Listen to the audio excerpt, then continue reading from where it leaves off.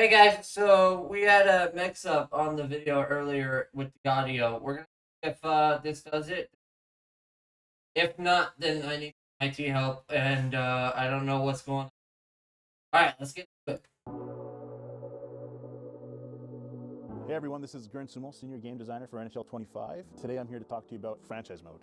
So there's a few new things going into franchise mode. Everything from a brand new streamlined hub, Jesus, box look at scores, that. game logs, and split stats. I like the content blogging blue. and CBA updates, revamped player and coach conversations, and some community requested tuning changes that we did. Like this background type. I wonder if Over here we have a brand new streamlined hub. It's a unique change from previous years. The goal here was to make less tabbing and surface more information for you as users to be able to get the most information possible. All up front interface.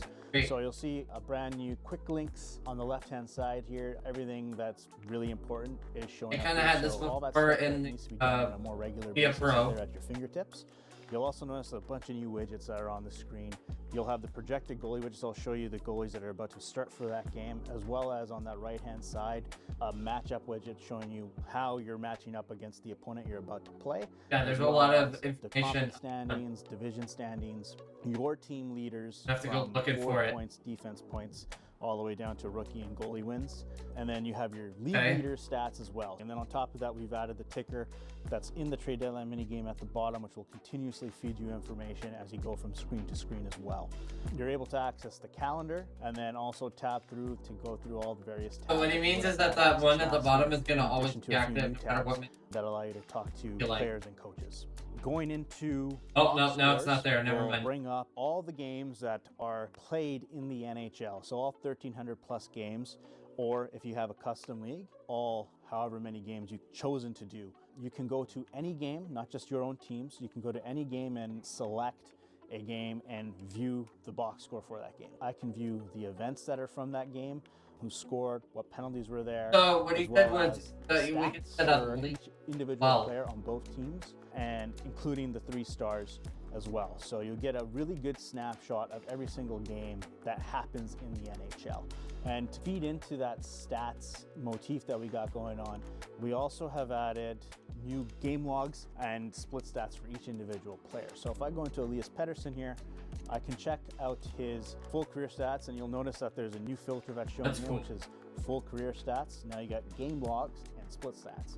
So if I go into game log, I can look at every single game that he has played in this year, all of them stats that we track, from minutes, every shots, single goals, assists, points, with date of the game and the opponent of the game within the franchise. So you can see or within how the that player franchise is doing against every single team and on a per game basis.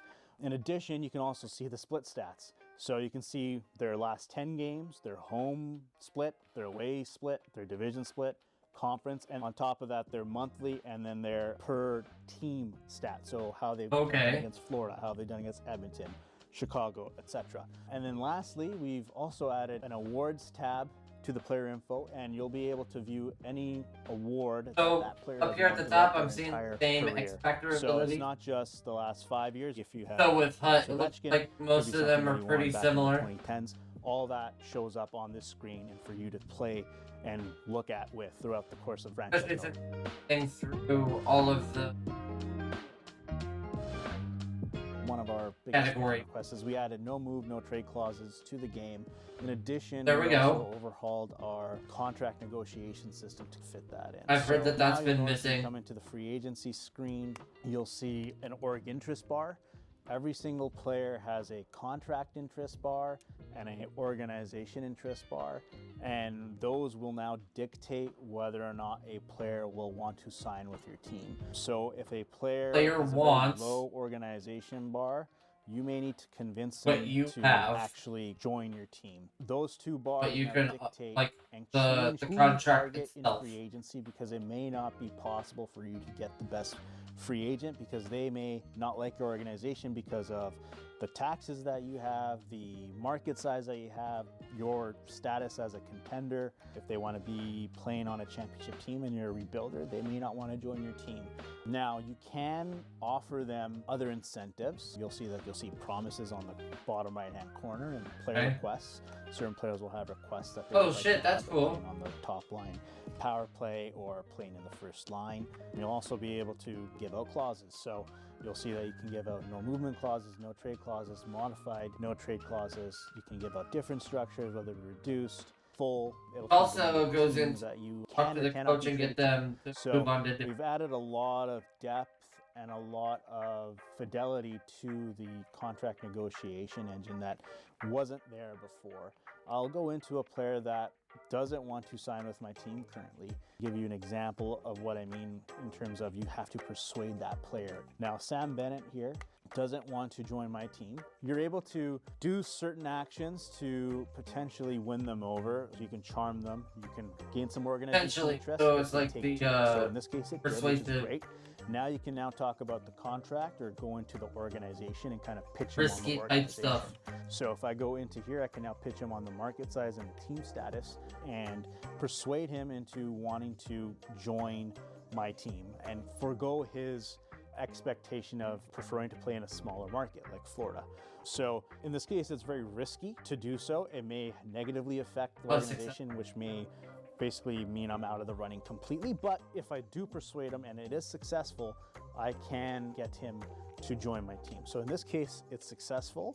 And then if I go into organization, you'll see the bar go up to full. So now I have persuaded him into wanting to potentially join my team, which is huge. So he went from not interested at all to being persuaded into joining my team, and now I can go and offer him a contract. The first offer that you see here, the number of years, will always be what that player wants. You can go through and select different years. They may or may not accept a 1-year deal, so if you do select 1 year or 2 years, they may say, I'm not interested in that, and just end the conversation there. But if you go into the 4 years, they will let you go in and start negotiating. So negotiate will try to make a more team-friendly deal. So the higher your organization bar, the more likely you can negotiate a player down in salary. You can also improve the offer if you like. This allows you to add extra money, clauses, promises to your contract offer. So if I want to increase the salary here, I can increase it up by a lot or a little. So I'll add $2 million to his salary, but I can also improve the offer further sweeten by the deal adding for a him. clause. So I can give him a full move, no trade, whatever it may be. I'm going to give him a full no move clause, as well as I'll promise him first line minutes.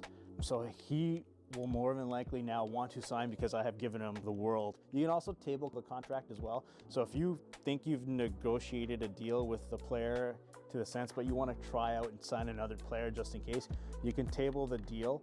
There's a risk to this, obviously. If another team steps in and offers a contract to them, they may get taken and may sign with another team. So it's kind of a risk reward on your aspect of it too, whether or not you're willing say to only take do like a that 1-day chance. table. So in this case, Sam Bennett accepts the offer because it was so good. I gave him a full no move. I gave him $2 million more, and I also gave him a first line promise. So he's now on my team. So I can literally convince him from not wanting to join my team to joining my team through the power of the conversation engine.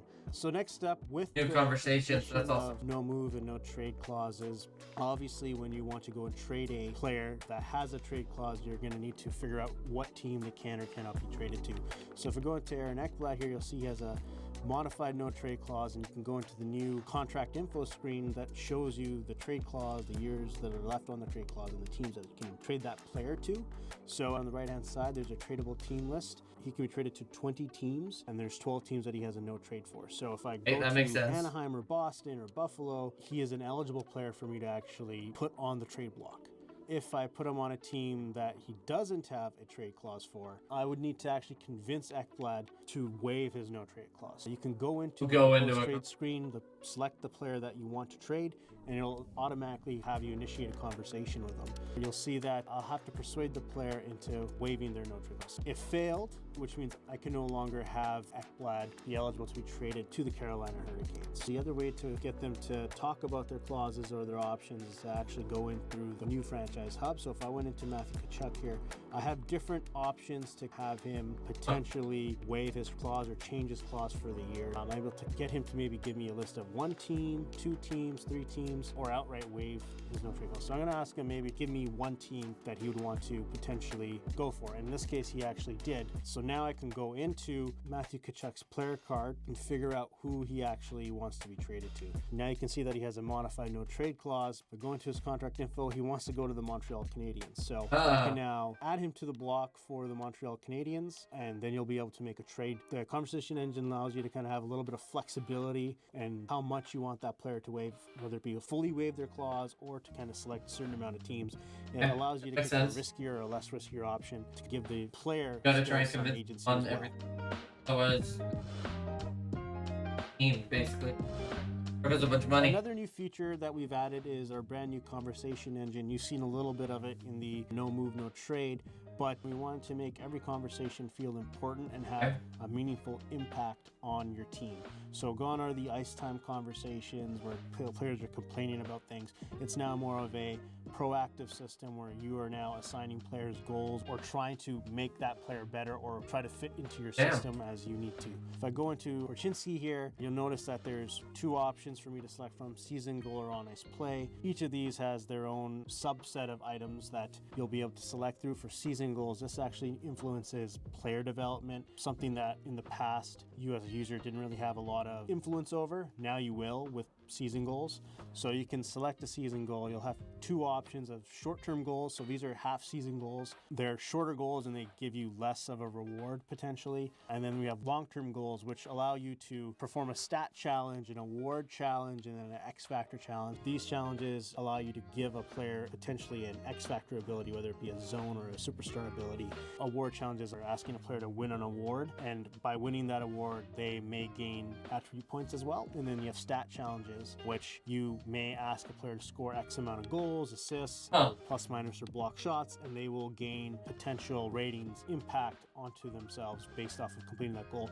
Now, it isn't that it's a hard line, so as long as I'm close, he'll get some of that reward to passing, but he may not get the full amount. So if he gets 30, he'll get in 3 that sense, but you want to get as close as you possibly can to that marker to help influence that player. So in this case, I'll set a goal to have him score 40 assists, and then once that's in there, you'll be able to check out the goal in the morale screen as you sim through a season and you look at their stats and see how they're doing. Now that I've assigned a player goal to that player, I can also go into the on ice play and potentially have them change their play style or their position. You'll notice we might play some of this. We might do a franchise called adaptability. Every player has adaptability rating. Stay tuned. This adaptability rating allows us to control how likely a player will potentially adhere to being able to change to a new playing style or a position that they play. The younger the player, it'll actually make it a little bit more easier for that player to be a little bit more malleable and a little bit more easier for them to learn that new play style or position. So an older player will be a little bit more set in their ways and may not be able to switch to that position or play a younger player that you real life know as well. So in this instance here,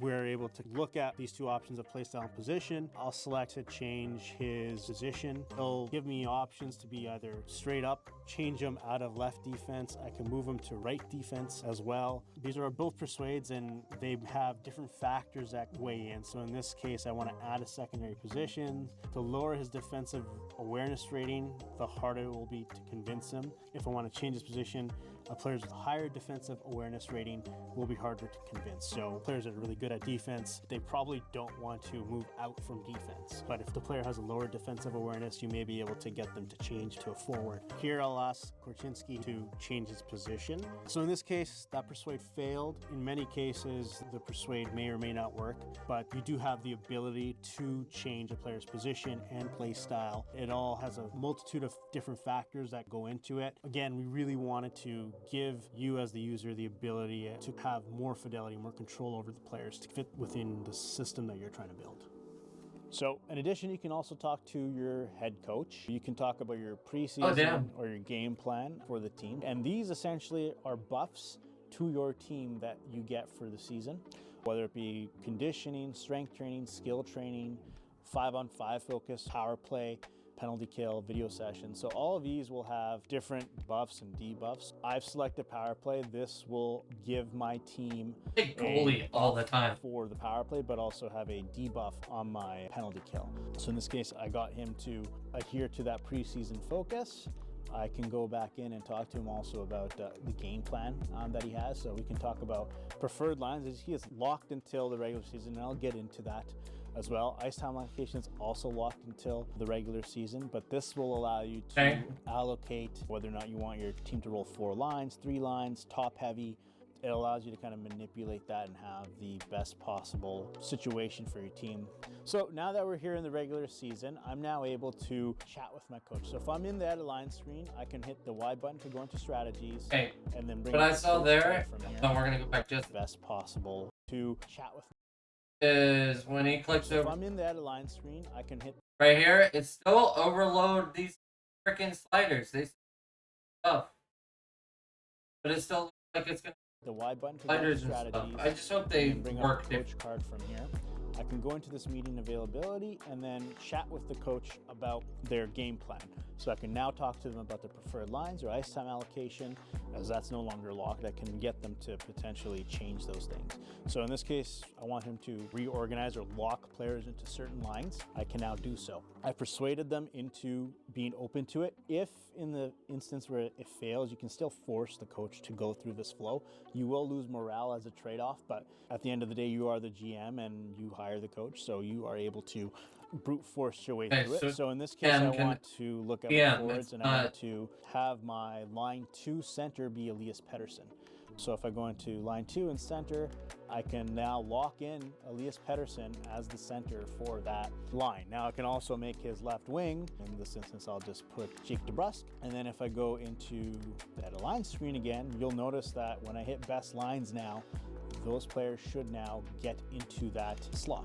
You now see Elias Pettersson and Jake DeBrusk in that role. So if I move Pettersson down to the 4th line here and then I hit best lines, it will always lock them into that line. So if he gets hurt and comes back into the lineup, it will remember that and put him back into the right spot. So you can lock all your lines exactly how you want it and really help the usability for playing with injuries on. So you're able to have your lines always constructed in the way that you want them, and the coach will make sure that they do best lines in that manner. They're like it is quite a cumbersome thing. So this is our way with the power of the conversation engine to allow you to actually lock in players into those lines.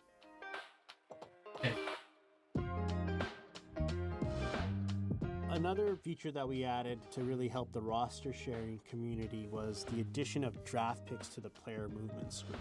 Now you're able to trade 5 years worth of draft picks in the player movement screen. They're listening to us. Keep up with the real world as you're waiting for the latest roster update from us. They're listening to franchise in this case, people. I can trade Anaheim's and Edmonton's first round pick to the Buffalo Sabres, and then you'll be able to go in and see that Buffalo has Anaheim and Edmonton's first round pick, and you're able to upload this roster file to roster sharing, and then you'll be able to have others download it with the correct draft picks, and you can then start your franchise mode when the latest trade comes out and you're waiting for the roster update. You'll be able to make the adjustment yourself and then go into franchise mode and start your franchise mode if you need to.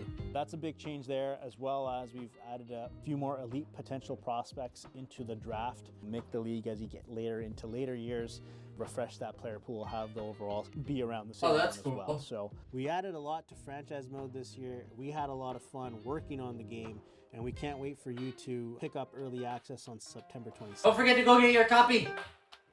I have a link down below in the description. Like, subscribe, all of that stuff. Then. Later, guys.